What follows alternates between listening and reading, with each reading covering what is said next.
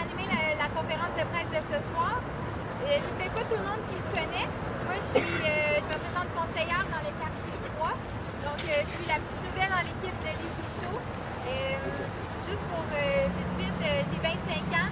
J'ai fait mon bac en comptabilité. Puis présentement, je fais une maîtrise à temps partiel en commerce international. Aussi, je suis impliquée au niveau de la ville depuis quasiment 2 ans. Là, je vais aux assemblées. J'ai été dans le comité Parc à Chien, dans le comité Ralliement Action Mercier également. Donc, j'ai toujours été à Mercier aussi. Depuis 25 ans, mon père est ici, mon grand-père était ici, mon arrière-grand-père était ici. Je pourrais aller très loin. C'est juste pour vous dire que Mercier, c'est vraiment une ville qui me tient à cœur. Puis, je regarde ce qui se fait en ce moment. Il y a des très belles réalisations qui ont eu lieu au courant des 4 dernières années. Puis aussi des très beaux projets qui sont en cours en ce moment. D'ailleurs, les 2 sujets qu'on veut vous parler ce soir, le feu de circulation puis le service de navette. Donc, je suis vraiment très contente d'avoir eu la chance de présenter avec l'équipe du Parti Avenir Mercier. Bravo!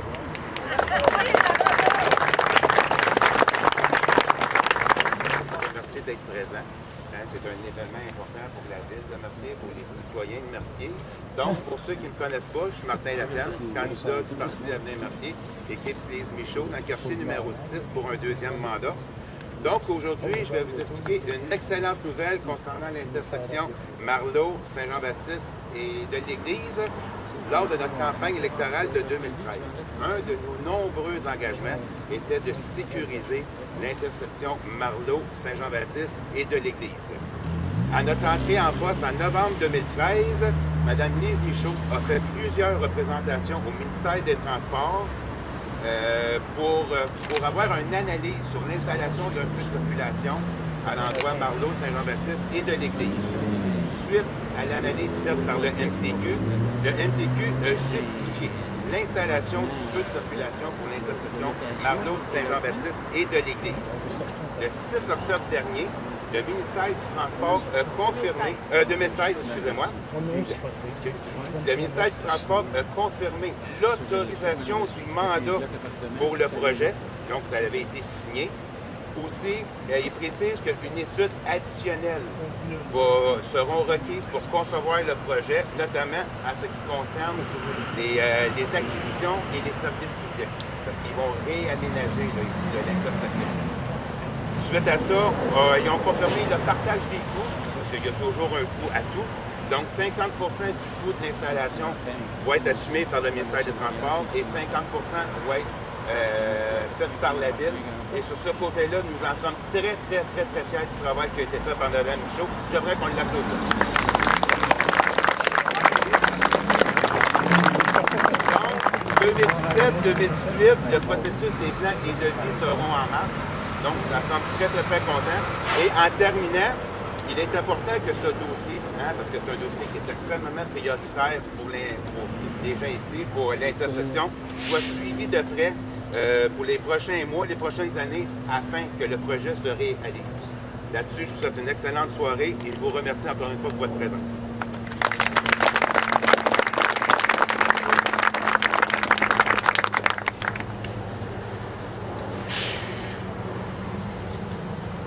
Donc, on va enchaîner avec le 2e sujet qu'on voulait vous parler ce soir, qui est à notre programme électoral, au niveau d'un service de navette.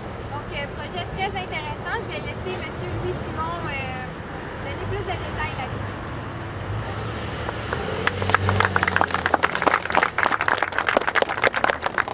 Bonsoir à tous. Je vais essayer de parler fort. Donc, bonne nouvelle également aussi. Notre service de navette qu'on voulait mettre en place au courant de notre premier mandat va l'être dès le début 2018. La RTM, la nouvelle gouvernance depuis le mois de juin, nous avait demandé de mettre ça sur la glace le temps qu'ils regardent le projet. On l'a déposé, on a rencontré le RTM. Notre projet était prêt pour de début 2017. Donc là, ils ont analysé le projet et ils nous ont donné le go. Donc, on va pouvoir le mettre en place. Le service de navette va être aussi il va être gratuit pour la population de Mercier. Donc, il va emmener tous les gens vers nos commerces, donc le IGA, le Jean Coutu, surtout pour nos personnes âgées. Pour les plus jeunes, ils peuvent sur Parc Mercier et les alentours, mais vu que l'Arena et la Maison des Jeunes est plus dans le secteur ici, ils vont pouvoir venir avec ce service de navette-là. Nos travailleurs qui vont dans les commerces ou dans le parc industriel de Châteauguay, ils vont se rendre aussi au parc industriel de Châteauguay, ainsi qu'à notre nouveau parc industriel qui va être implanté très bientôt. On va pouvoir aller à l'hôpital ainsi qu'au CLSC avec cette navette-là, donc puis ça va être gratuit pour tous nos résidents encore une fois. Donc, c'est avec des subventions gouvernementales, la ville qui devra aussi débourser. Et en plus, on va aller voir les entreprises, vu que les entreprises vont pouvoir embaucher des gens. On va leur emmener des travailleurs, on va leur emmener des clients. Peut-être que les entreprises vont être intéressées à contribuer au service de transport. Donc, c'est une bonne nouvelle. La RTM nous donne le go. Dès 2018, on implante ça. Il nous manquait que l'accord du RTM pour le mettre en fonction. Donc, excellente nouvelle encore une fois. Donc, merci encore d'être là.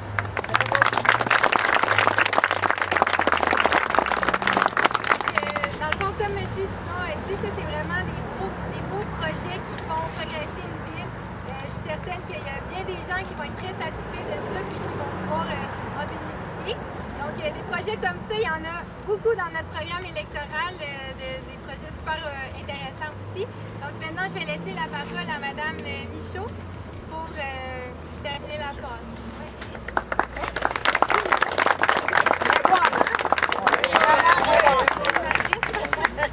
Je vous dirais 2018, fin 2018, début 2019, ça devrait être en fonction. C'est long, mais là, on est rendu à l'étape de l'arpentage, à l'étape des plans. Un coup que l'arpentage est fait, ça prend l'étape des plans et devis. Après ça, c'est les appels d'offres. Puis après ça, c'est l'octroi du contrat. Fait que, malheureusement, c'est des détails. Non, c'est vraiment tout le MTQ qui gère de A à Z. La ville de Mercier est l'instigateur. On a demandé, on a amené l'idée. Au début, ils étaient un peu sceptiques à notre idée. Et là, on les a dit, bien écoutez, ça existe à Napierville. On est allé voir, ça fonctionne bien. Puis là, ils ont fait un peu de recherche et ont dit, vous avez raison, ça pourrait effectivement se réaliser tel qu'à Napierville, ici à Mercier, à cette intersection. Pour l'instant, les coûts finaux ne sont pas encore sortis. Mais ce que je pourrais vous dire, le feu José Pelletier, qui était un feu totalement neuf. Là. Il y avait une installation complète, c'était quelque chose comme 300 000 que ça va coûter. Non, la ville de Mercier s'est engagée à verser 100 000 $. Et c'était Sobase qui assumait la différence. Le MTQ assumait absolument rien, eux autres, dans celui de José Pelletier, alors qu'ici, c'est le MTQ et la ville de Mercier. Et il y a déjà des installations qui sont là. C'est pour ça que c'est difficile, là, les coûts finaux sont pas. Il n'y a rien de sorti, les plans ne sont pas faits. Vous avez une phrase également parlé de lumière. Loisel, Courteau. Oui, là, la recommandation, c'est de ne pas déplacer, de laisser celle du parc qui est là et d'en faire une nouvelle synchronisée avec Bordeaux-Loisel. C'est ça, mais synchronisée avec Bordeaux-Loisel. C'est la recommandation. Bordeaux-Loisel, 138. Vraiment le quadrilatère qui est là.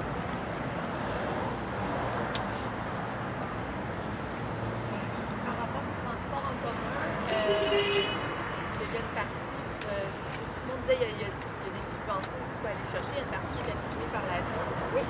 C'est gratuit. Oui, ça représente une démarche. On n'a pas encore le détail, ça non plus, parce qu'on n'a pas encore le montant de la subvention qui s'en vient, le nombre d'entreprises qui vont participer avec nous. En 2017, j'en avais. Il faut que je retourne confirmer avec ces entreprises-là. Et idéalement, ça va être 0. Mais on va travailler pour aller chercher le maximum d'entreprises qui vont participer avec nous puis faire en sorte que ça va être le moins possible pour la ville de Mercier. Mais ceci étant dit, si on regarde un peu à Beauharnois, si ma mémoire est bonne, quand je les avais rencontrés, c'était quelque chose comme 125 000 dans le cas de Beauharnois. Mais je vous dis ça, c'est toute réserve. Est-ce que ça va être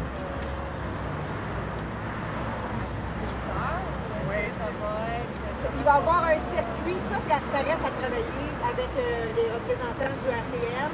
Ça va être à différentes heures de la journée, ça va être la fin de semaine, la semaine, ça ne sera pas toujours pareil. aller référer à l'hôpital, au CLSC, il y a des heures qui sont intéressantes, il y a d'autres heures qu'on ne le fera pas. Là. Fait qu'il va y avoir différents circuits dépendamment du besoin. Oui, c'est ça. Est-ce que les surprises participaient de Saint-Jean-Baptiste? Partout, partout. Il y a des parcs, il y a le parc des Hirondelles, il y a le parc Loisel.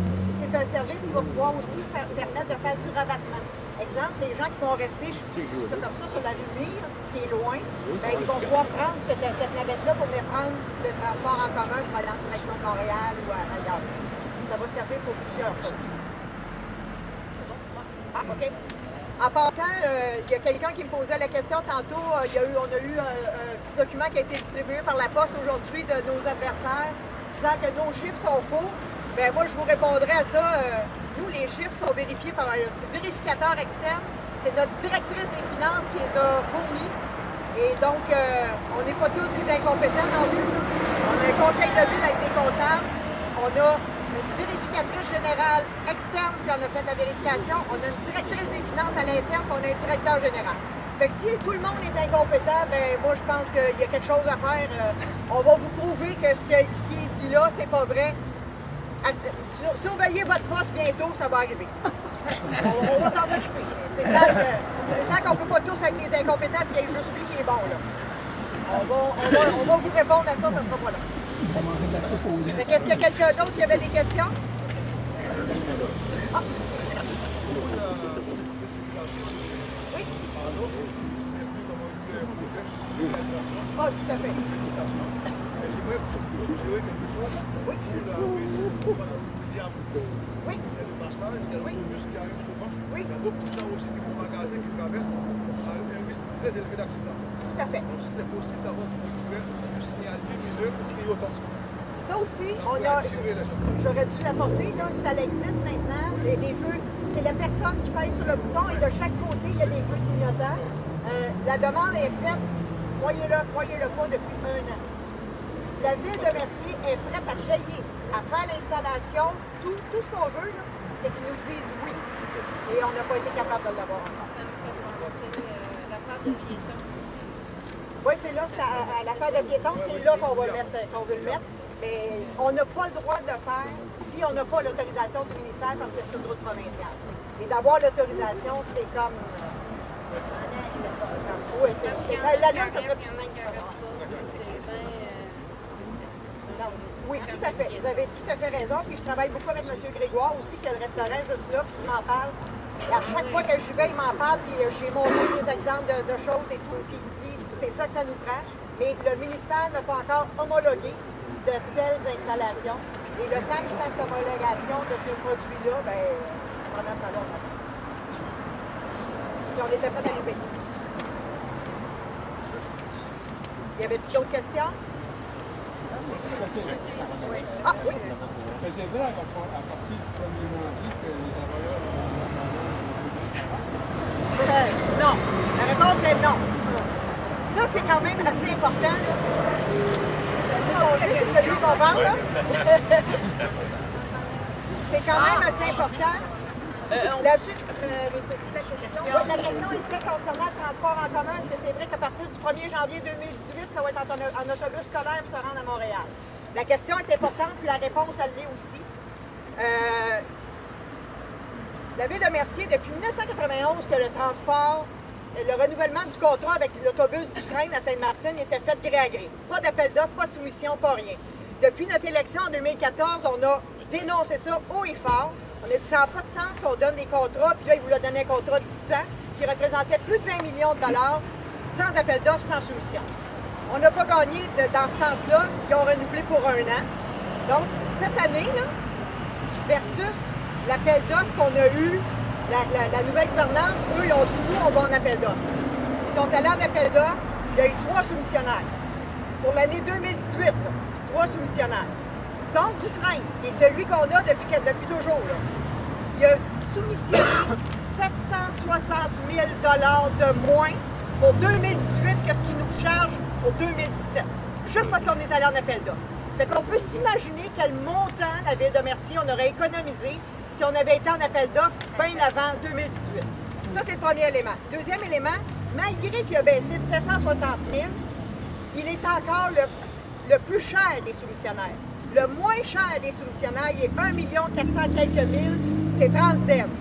Et ce soumissionnaire-là, là, la nouvelle gouvernance, la RTM, est en train de négocier avec eux autres pour voir quel type d'autobus on va avoir avec ce montant-là. Et le conseil d'administration du RTM a donné une marge de manœuvre de 15 Donc, 1 400 quelques mille, on peut rajouter 15 pour bonifier le service davantage. Ce qu'ils sont en train de faire, c'est qu'ils négocient avec le transporteur pour aller chercher le maximum pour les citoyens de Mercier. On se rappelle, là, Mercier fait partie de la CMN, fait partie de la nouvelle gouvernance pour le transport en commun. Les Sainte-Martine et les autres villes n'en font pas partie. Ils vont être clients de la nouvelle gouvernance. Fait qu'en principe, la nouvelle gouvernance est là pour défendre les intérêts des citoyens de Mercier. Et ce qu'ils sont en train de faire, c'est de regarder comment ils vont faire pour moduler le transport. Exemple, depuis toujours, là, il y avait un coach qui partait 54 places dans un coach qui partait d'Huntington et depuis 2014 part de Armstrong avec 2-3 utilisateurs dedans. Merci, on paye 60 quelques pourcents de ces autobus-là qui partent de là-bas qui n'ont pas de monde dedans. Ils se font remplir ici à Mercier. Donc là, ce qu'ils sont en train de regarder, c'est comment ils vont faire pour faire du rabattement de ces quelques utilisateurs qui partent du bout de la ligne et qui viennent débarquer ici. Et ces économies-là qu'ils vont faire, ça va être pour mettre des coachs ici à Mercier. Et ce qu'ils nous disent, c'est qu'il n'y aura pas aucune diminution de service pour les citoyens de Mercier. On vous le garantit. Ça, c'est ce qu'ils m'ont dit par téléphone. Madame la journaliste est ici. Elle a parlé aussi au RTM, puis c'est l'engagement qu'ils prennent. Et là, aujourd'hui, j'ai eu un courriel demandant une rencontre avec eux. Si ma mémoire est bonne, je les rencontre lundi prochain. Ils vont venir nous présenter le résultat de leur négociation. Et j'ai vraiment hâte. On s'entend 1,4 million d'économies pour un transport en commun. C'est énorme. Ça nous permet de bonifier les services. Ça nous permet de couvrir une plus grande plage horaire, d'avoir plus de citoyens qui vont pouvoir en bénéficier. Ça nous permet des économies, point. Je trouve ça épouvantable que pendant toutes ces années-là, on n'a pas pu bénéficier de ces économies-là. C'est épouvantable. C'est un scandale à mes yeux.